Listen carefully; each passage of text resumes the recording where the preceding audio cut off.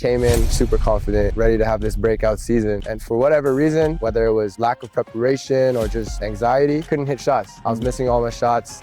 We played South China. I had my first 0-point game ever in Hong Kong. And I just was looking in the mirror like, what's going on? Like, this never happened to me. I'm supposed to be, this main player. The next game, I only had 2 points against Winling. So I really had to hone in and really look deeply inside what's going on. Yeah. And you have to be vulnerable and humble yourself. The last 2 seasons, I haven't had a true off season because I've been playing in Canada, but I've treated that as my off season. That league is really high level. I had NBA teammates the last 2 seasons, guys who played in the NBA. So it's really high level. So I just try and attack my weaknesses and just try and invest in the future, like see what I need to do, whether it's my body, my mind. I had a mental skills coach the last 2 summers. Okay. So he's been working on the psychological aspect. And you really have to not only attack your basketball self, it's like who you are as a human and how does that hold you back from being the player you want to be. So just trying to find little ways to improve.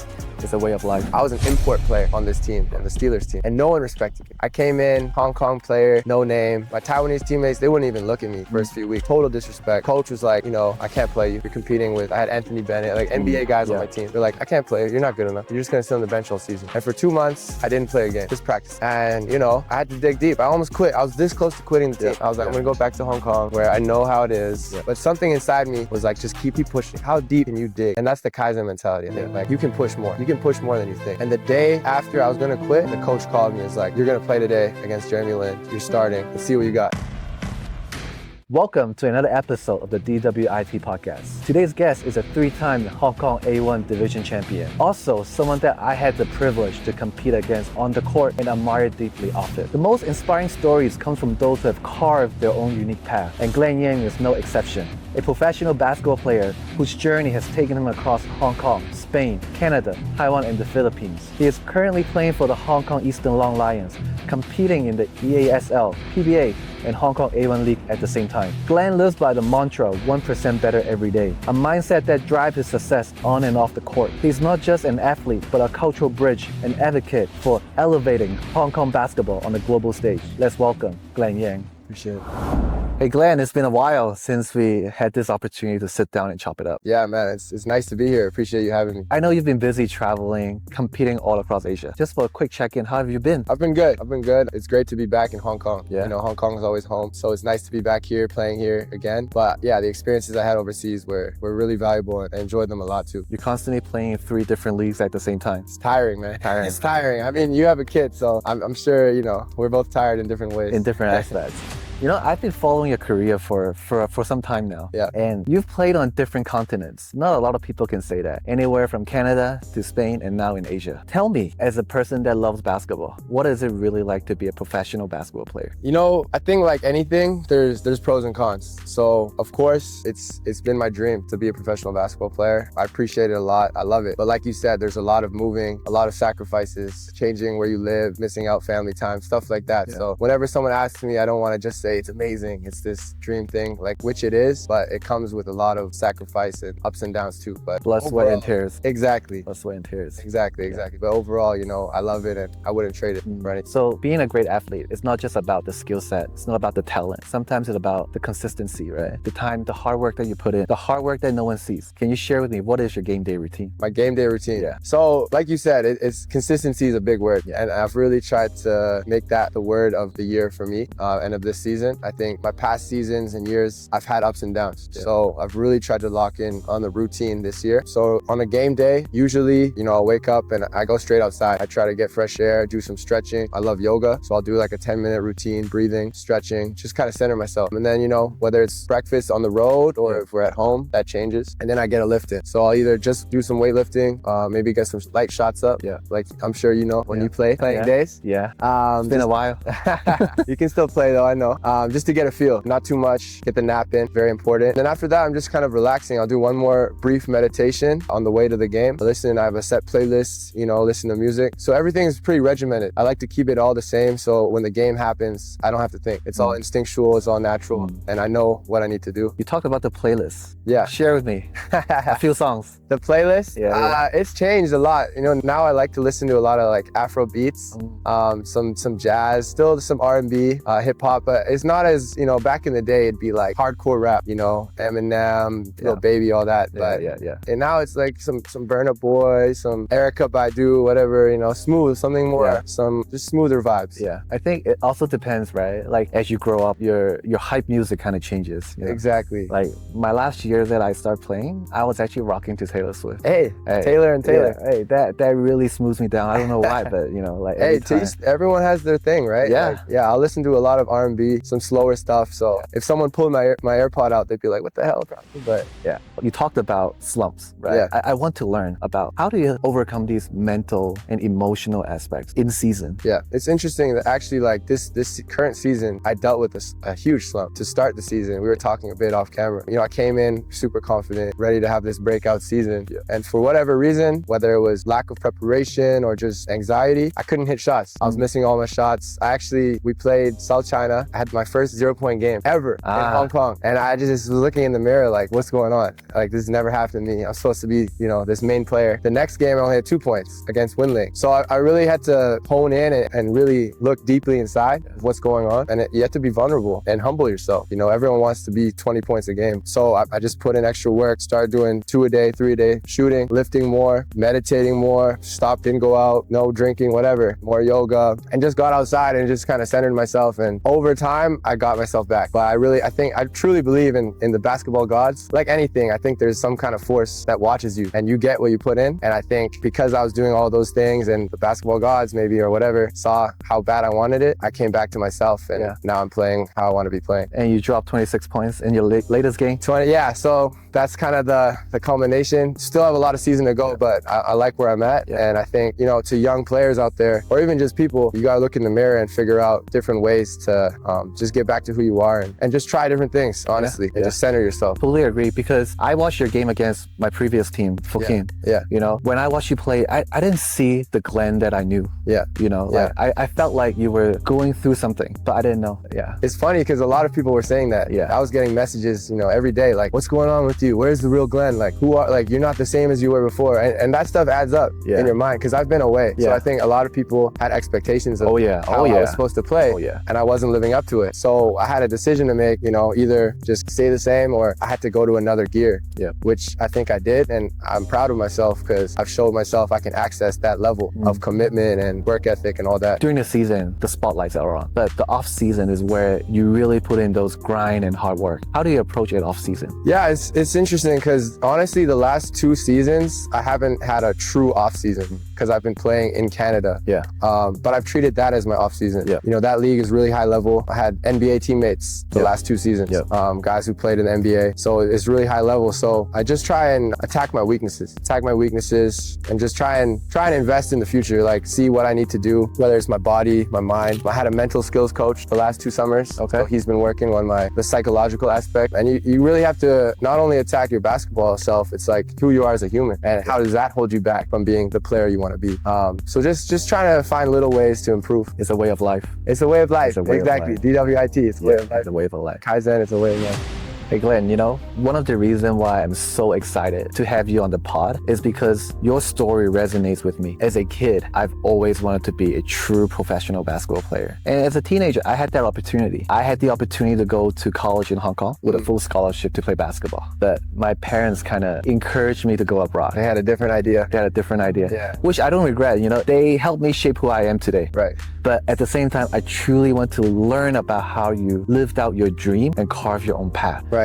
So how did basketball first become your story? Was it love at first dribble? It's a funny story because I've told it before, but I still don't know why I chose basketball or basketball chose me. No one in my family plays basketball. I was, I played other sports. I played rugby and whatnot, but I was a big video game nerd. I was playing video games. I was chubby, all these things. Can't imagine. I gotta watch what I eat, and come back quick. And then one day, my brother and my mom found this coach. His name is Lap Fong. Yeah, I know him. I know him. You've met him. He changed my life. So I'm eternally grateful to him. He came in and something switched. I just couldn't stop playing. So it was love at first dribble. Totally switched my mindset. I was addicted. I was obsessed. Played, as much. I would skip school, pretend I was sick so I could play basketball. I feel you. You know what I mean? I'm sure we've all been there. I feel you. Yeah, so I was playing 8 hours a day, typhoons, storms, whatever. I'm out there just shooting. Just playing. playing, and it just kept growing. The love kept growing, and so that was when I was 10. I was living in Hong Kong, and then till I was 15, you know, we would go back to Canada and the US every summer. I'm half Canadian. And I would go to camps. I would play, you know, tournaments. And I would see, you know how it is in Hong Kong. I know. Especially before. The basketball scene wasn't even how it is now. It's a very close circle. Close circle, and not a lot of opportunity. Not a lot of opportunity. You know, for kids our age back then, you just play outdoors. Play street ball.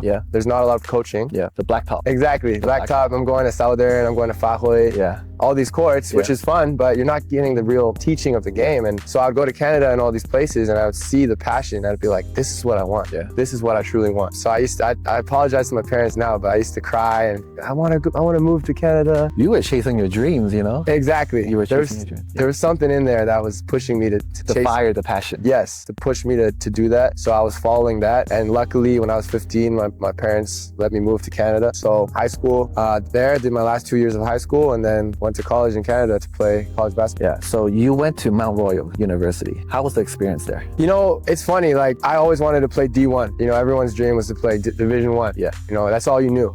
Duke, Kentucky. I wanted to go to Duke. You know, it just wasn't in the cards. I wasn't that level. But I had that confidence that I wanted to play college basketball. And so Mount Royal was a smaller school. It was in a good league, you know, the Canadian University League. So a lot of the guys in this, like Tommy, Nate, those guys, Chris, they all played in that league. So it was still a good level. And they recruited me. They were actually the only school really recruiting me at the time. I had some other smaller offers. So decided to go there, and it was good. I think the first year was tough. I'm playing against grown men, always hard, but it teaches you a lot. So you build character. And then after that, you know, a lot of the seniors graduated. So I had opportunity since my sophomore year just to play right away. I started every game after that. So, you know, you can't replicate experience. So I was thrown in the fire, got to fail a lot, and I learned a lot. So I loved it. It was a good experience. It was a good experience. So, but then, you know, like, how did you transition from collegiate level to becoming pro back in Hong Kong, right? So after my second year of college, I was approached by South China. So at that time, I think you remember that the season was during the summer, spring and summer. So it worked out perfect that I could finish Mount Royal season and then come back and play South China. So, you know, Nate, Duncan, Hong San, the owner, they all approached me. And so I just started coming back every summer, winning some championships. Playing against Pukin. And you guys, and so that was my first real pro experience. So that kind of just led me on to the rest of my career. Talk about South China, man. Like, I remember when we were competing with you guys, it was tough. Yeah, man. The Canadian crew, man. Oh my God, you boys are crazy. You know. We always said like the rest of the league hated us. We felt like Golden State. We did. It was a little bit of a cheat code, but for us, we loved it. And the best part about those days, I think, were the practices, because we would go at it. For me, as a young guy, it was the perfect environment because I had these veteran guys I could learn from. We got to play good games, make a little money, and it was just a great time, a great experience. I wouldn't trade it for anything. But yeah, South China was special for sure. You know, like, I know it's special for you, but it's also special for me, for example, right? Like, we hated you guys. But it was always fun. We had to bring our A game. You knew. Because if we didn't, oh my God, by the second half, we'd be down by 20 points. It'd be done. So you guys would prepare extra hard too, right? I'll sleep more just to face you guys. That's good to know. That makes me happy. It brings the best out of everyone, I feel 100%. Like. 100%. I think it changed Hong Kong basketball. It did. It did, definitely. But any obstacles that you face during this transition? Yeah, I think the first few years, it was, again, consistency. It was up and down. I think the main thing that helped me grow during those years was the pressure. You know, regular season would be fine for South China, but the playoffs would come. And, you know, Nate, Dunk, those guys would always tell me nothing matters till the playoffs. You know, this is when you make your money. This is when your name gets remembered. Everyone's level goes up. So the intensity goes up. Exactly. Because if we didn't win the championship, we failed that season. It's a disappointment. Exactly. The season didn't matter. You sucked. So, you know, when the finals came and the stands were packed and the owners meeting with us and saying, you have to win this game. And you got, you know, everyone's better. That's when I really had my ups and downs as a young player. So I think that was the biggest obstacle. But, you know, that helped me grow and become the player I am today. How old were you? I was 19, my first year. So 19, thrown in it. And I was kind of young and dumb that year. So I was just, I was just playing. I played well. I remember. I remember. This cocky guy. Yeah, cocky little kid, you know, but confident. And I think the next few years, I really faced those ups and downs of the pressure, but it prepared me for the future. How old were you when you win the first champ? 19. 19? Yeah, 19. So I was 19, won the first champ. I can say it now, but you know, the owner, I was, you know, just usual college kid, no money. Owner's throwing me some lycée, red pocket, go whatever, do whatever you want. You know, I just won a championship. I was like, I'm the best player ever. I can do anything. So I felt good, but life will humble you after that, you know? So yeah, it's fun times though. But share me one story that really, really humbled you along the way. From that time or just? In general, from that time. From that time? From winning all the championships. I would say probably my third season, we were playing Eastern, 2018. And, you know, everything was going great. We were up 2-0, so. Was it the comeback year for them? It was the comeback year. I watched those finals. Ricky, right? Ricky, Marcus Elliott, those guys. I was super confident. I was playing well. So Lap and a couple of my other friends, they booked a LA trip. We were gonna go to LA, Vegas, training, hang out, everything was good. I was like, hey, we're gonna sweep them. We're gonna win 3-0. So the day after that third game, I booked the trip. So they right away, I'm like, oh, the basketball gods, they're watching again. So next thing you know, we lose game 3. I'm like, shoot, like, okay, extend the trip a couple days. I'll meet you guys there. They're already gone. Game 4, we lose again. They're like, Glenn, what are you guys doing? Like, we're not gonna be able to make the trip. Game 5, we lose the whole thing. I missed the whole trip, no bonus, can't even go. So, and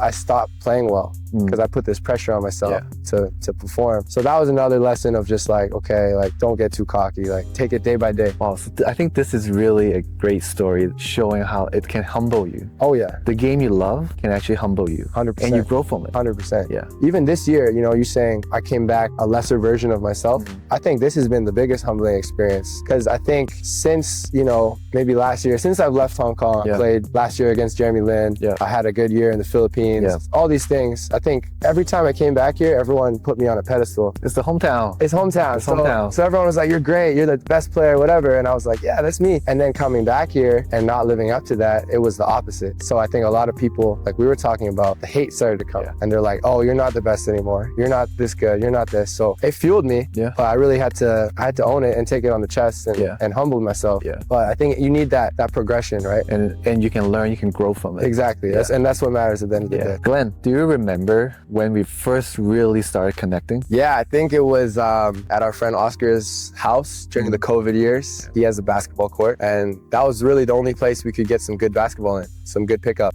Those were some epic runs. Epic runs, man. Epic runs. I wish we filmed them, honestly. I know. It was like, those would be great content. No, seriously, those were like NBA pickup runs off season.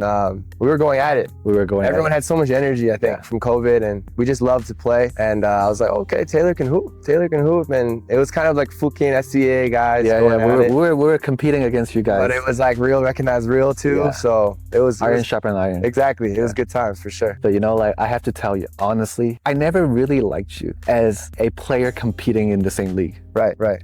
You always had that swag. Okay. That cockiness in you when you play, you know? But you were able to back it up. Right. I had to give it to you. Like, give you credit when credit is due. Like, and then it was during those epic runs when I saw the full extent of your greatness. Pound, step back. Pound, you know, crossover. Doing all the moves. All the moves, yeah. Because you don't get to see all of them. That's true. That's true. And the street ball environment is different. Yeah, for sure, man. Well, I hope you like me a little more now, but not really. I'm just off camera maybe. But no, I mean, I think I like to play with confidence, and I think every kid should do that. Sure. Whether that's a swagger or you just believing in yourself, you know, you should be like that. But yeah, I think I grew up playing street ball. And the blacktop outdoor. So that's when you can really express yourself. And I know Kobe is a big inspiration of you. Yeah. And I'm sure you live and breathe the Mamba mentality. 100%. I have his book in my bathroom. I look at it every day. So do I. Yeah, really. Maybe not in the bathroom, but I have that book. It's a great book. So tell me about Kaizen. Yeah, so Kaizen, you know, it's my brand right now. But it's a phrase. It's a ancient Japanese phrase that I kind of came across during my college years. And it basically just comes down to continuous improvement, which, you know, I've pretty much based my whole life on. Just always getting better, whatever that looks like. You know, every day just doing something 1% better. That might not even involve basketball. It might just be improving your mind, improving yourself, improving your being, anything involved with that. So I think that's just the way I try to live my life. It's a way of life, and I think everyone can adopt it. So I kind of wanted to make that into a brand, into a vision, and just see where it goes, starting with basketball, but hopefully, you know, one day spreading out and just helping people, man. Yeah. So how have it helped you along your journey? I think it's helped me a lot, just in terms of having an anchor of something to return to when I'm going through times of stress, going through adversity, obstacles. You know, an example is like last year I was in Taiwan and, you know, I was an import player on this team, on the Steelers team, and no one respected me. I came in, Hong Kong player, no name. My Taiwanese teammates, they wouldn't even look at me the first few weeks. Total disrespect. The coach was like, you know, I can't play you. You're competing with, I had Anthony Bennett, like NBA guys on my team. They're like, I can't play you. You're not good enough. You're just gonna sit on the bench all season. And for 2 months, I didn't play a game, just practice. And, you know, I had to dig deep. I almost quit. I was this close to quitting the team. I was like, I'm gonna go back to Hong Kong where I know how it is. But something inside me was like, just keep pushing. How deep can you dig? And that's the Kaizen mentality, I think. Like, you can push more. You can push more than you think. And the day after I was gonna quit, the coach called me and was like, you're gonna play today against Jeremy Lin. You're starting. Let's see what you got. And I played well, and that kind of changed a lot of things for me. So going back, that's that Kaizen mentality of like, how hard can you push and not give up? So you know, just how hard can you keep going? So I think it's like a philosophy that you have adopted in your life now. 100%. Right? From 100%. Basketball now to your daily life, right? Exactly. Exactly. So it's like a warrior mentality and just how you attack life. So, and now you can wear it on your clothes too. You can wear it on your clothes, be proud of it. Exactly. What's your vision? I'm keeping an open mind while I'm playing. I want it just to be a representation of me, and hopefully like-minded kids or people that play basketball or not can just latch onto it, use it as motivation or inspiration, and just help them with their life. You know, see me doing my passion and my dream, and maybe they see that and say, oh, I can do the same. You know, I can do the same. I can push myself harder. Give little pieces of advice or tidbits that can help people do that. So I think it's like creating a platform. It's creating a platform. Creating a platform for the next generation. Exactly. You know, like chase your dreams. Dream big. Like you said, like your parents, you know, they told you to do one thing. And I think, especially in Asian cultures, that happens a lot. Oh yeah, that happens a lot. Like, you want to be a basketball player? Go study, go back to your books. Like, you're going to be a doctor or a lawyer. Like, that's all you're going to be, you know? And it's unfortunate because I feel like, especially in today's day and age, there's so much opportunity to do something different that you truly love. And you're going to put more into something you truly love. Not to say don't be a doctor. Like, that's still a great thing to do, but if that's what you want to do, you know? So just go after what you love. Follow your passion. Follow your passion. If you put your all into it, you know, you got to work hard at the end of the day. If you're not going to put your work into it, don't try and do it. But I think just follow your passion and be who you truly are, you know? And just be 1% better every day. Exactly. I think this is such an important quote that everyone should have in mind. For sure. Like, success doesn't come overnight. No. It's all about the grind, the blood, sweat, and tears. Exactly. As an athlete, as a basketball player, we know. 100%. You know, 100%. You put in 100 shots a day just to make one shot during the game. One shot, and you might still miss that shot. But at least you felt prepared. You felt prepared, and you know, everything's always watching. It's like Nipsey Hussle that's saying, like, luck is just preparation meets opportunity. There's no real luck. There's no real luck. It's how prepared you are, and then opportunity will come. Same as what Kobe Bryant said, right? He was never talented. Exactly. But he worked hard. He worked hard, worked his ass off, and then he's the best. So this is Kaizen. That's Kaizen right there. That's Kaizen. So what inspired you to create Kaizen, and how do you want people to see it in the future? Yeah, you know, honestly, looking back, I think it all started from a younger me. You know, growing up in Hong Kong, honestly, I don't think many people, if any, believed I could be doing what I am doing today. As a pro basketball player, one of the best from here. So I think I look back as a younger Glen, you know, growing up in Hong Kong, being overlooked, people laughing at my dream, you know, making fun of me, whatever, you'll never do it. But just something inside me, whether that came from my coaches or my parents, this ambition of like, no, you're gonna do it no matter what. Like, there's nothing I love more than doing something that someone thinks I can't do. Like, proving people wrong makes me very happy. The cockiness in you. Well, but at the same time, the confidence. And it's ambition. You know, I believe in myself. I think everyone should have that mentality, which I think that's what Kaizen really stemmed from, is that kid, you know, on the outdoor court, 13 years old, you know, just watching videos of other kids getting success and getting all these things that I wasn't able to get until later. I had to delay my gratification 10 years, you know, I wasn't getting any of that for 10 years. It's a marathon mindset, but there was just something inside of me that wanted it so bad. And I know there's kids out there just like me. I'm sure even like you. You know, I was that kid. We were all like that, you know, we all wanted it so bad, but a lot of us just couldn't see the end goal. Or we had parents or coaches or teachers who just said, no, you should do something else. And then they give up. And I hate that. I hate when people give up. Like, I just love seeing people go after what they truly want and like putting their all into it and believing in themselves. You can talk to someone and feel when they believe in themselves. And I just want to harness that energy from people and whatever it is, you know, and just make sure that they can do that. And I think that's truly what Kaizen is, honestly. So it comes from when I was small, I'm just helping all the little Glens out there, you know, try and do the same thing. But yeah, it's just the energy. It's a passion, honestly. I honestly can really feel like the journey, you know, and how it inspired you. Because I was one that little kid. Yeah. I've always wanted to be a pro basketball player. The same thing, right? You know, like we competed in the same league, but I never had the chance to travel between cities, between continents, and just to play ball. For sure. And I think, you know, even now, there's still that fire inside. I think a lot of kids got success early and they burn out and they don't truly love it anymore. They start doing other things, or they were playing the game for other reasons, not for the love of the game. And I think that's what carries you the furthest, and that's what's truest. It's a marathon, not a sprint. Exactly. It's a marathon, not a sprint. So just, from a young age, just wanting it so bad and just wanting to prove myself right too. So I think Kaizen is a brand where it's continuous improvement. Exactly. 1% better every day. Exactly. And follow your goals. Follow your goals and never stop. Never stop going for it. The journey never ends. Journey never ends. But, you know, looking back, that's what we appreciate most is the journey. Yeah. You know, that's what I love most about this. People ask me, is it the games? It's like, I love the grind. I love the day-to-day, just attacking every day, trying to be the best version of myself every day. And sometimes there's going to be, the downs are just as important. Yeah. You learn from it. You learn from it. You need those downs. Yeah. You know, you can't be high all the time. Exactly. You can't. You really can't. Yeah. And life's not as interesting like that. Yeah. You know, the story's better when you have those downs. You can talk about them. People can relate to them, and then you come back up. So it's just a constant up and down battle, and you just appreciate it. It's a way of life. It's a way of life, man. We need to collab on this. For sure. Kaizen is a way of life. I think it's a line.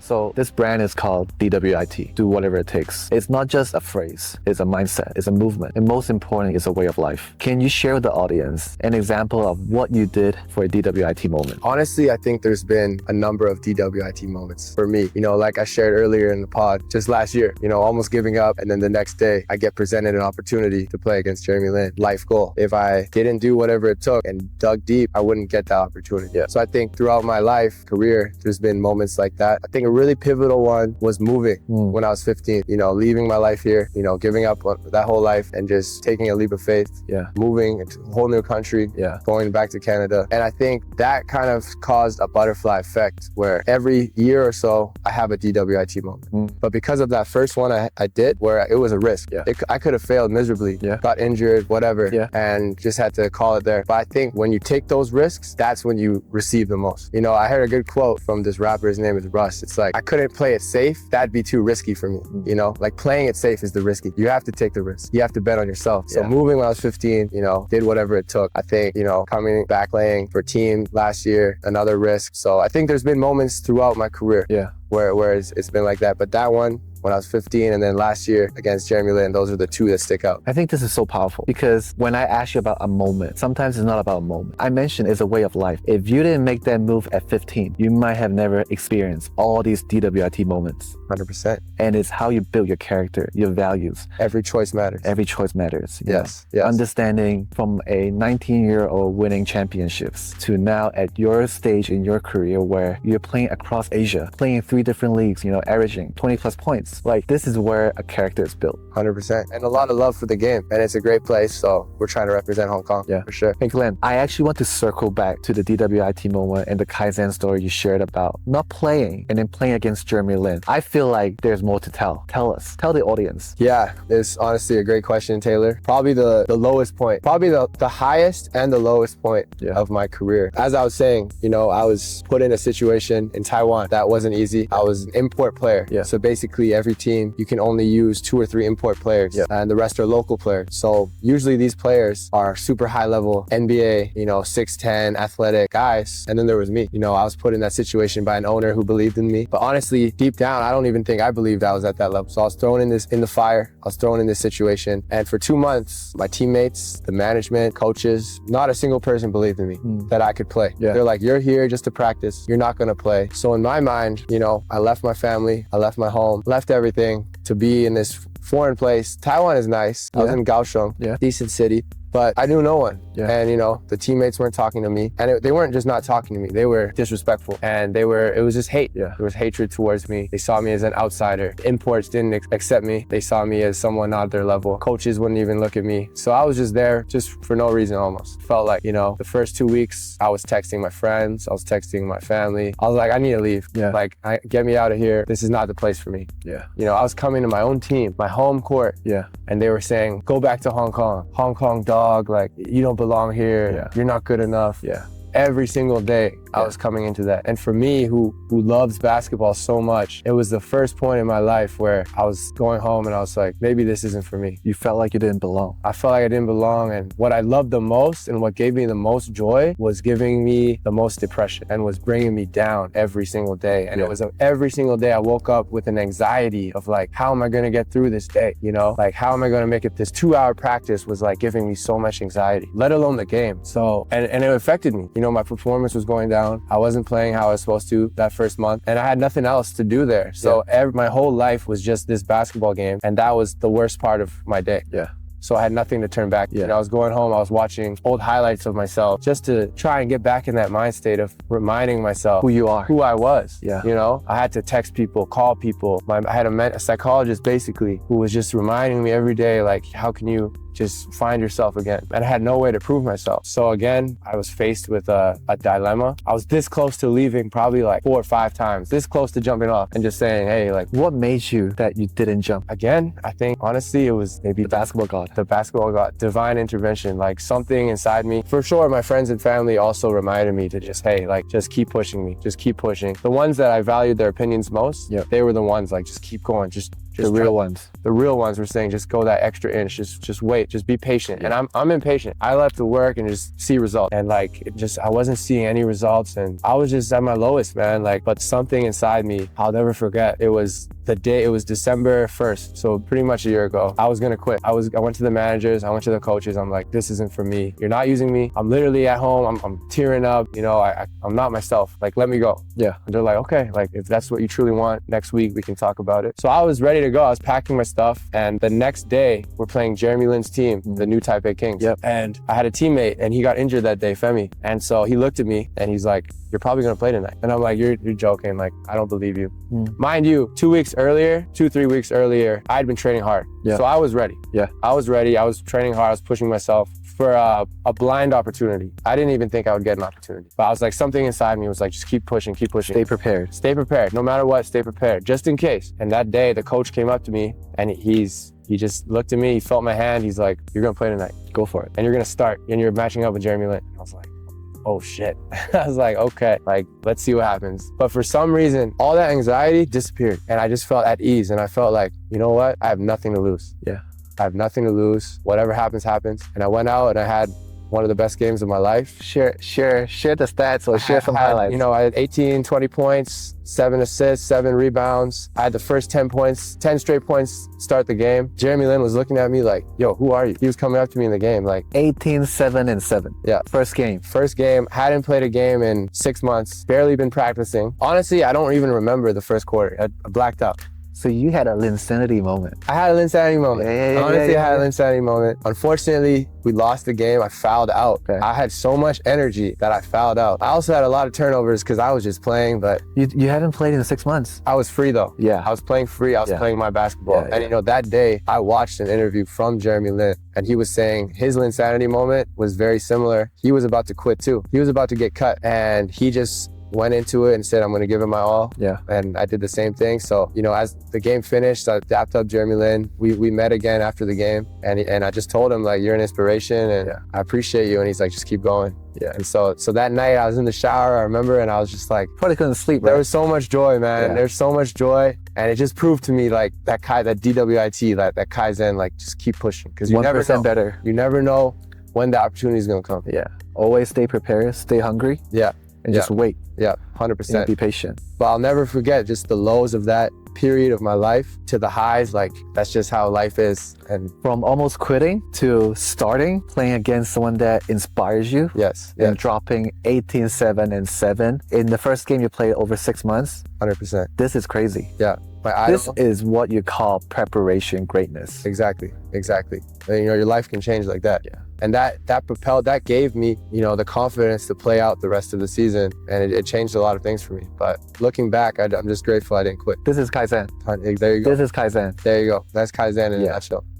And it's still going on. I recently made a decision. I won't share all the details, but I should be able to play for the Hong Kong team now. And it was I had to sacrifice something. Again, I won't go into the details, but I had to sacrifice something. But again, I felt like it was the right decision. And it was a risky one, but I believe I'm doing what it takes to get to that next level. I saw the story that you posted, the passport. Yes.